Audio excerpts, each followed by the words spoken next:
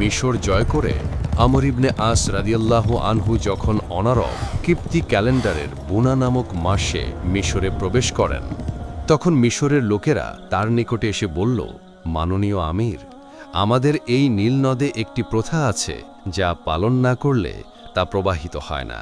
তিনি বললেন, কি সে প্রথা? তারা বলল, এ মাসের 12 তারিখের রাত শেষ হলে আমরা একজন কুমারী মেয়েকে তার পিতামাতার নিকট থেকে তাদের সম্মতিক্রমে নিয়ে আসি, তাকে উন্নত মানের অলঙ্কারাদি ও পোশাক পরিচ্ছদ পরিয়ে তাকে নীলনদে নিক্ষেপ করি। এ কথা শুনে আমর ইবনে আস রাদিয়াল্লাহু আনহু তাদেরকে বললেন, ইসলামে এটা চলবে না। পূর্বের সব কুসংস্কারকে ইসলাম নির্মূল করে দেয়। তারা বুনা মাসটা এভাবেই কাটিয়ে দেয়, কিন্তু নীলনদে তখন পানি আসলো না। অন্য এক বর্ণনায় এসেছে, তারা বুনা, আবিব ও মাসরা এই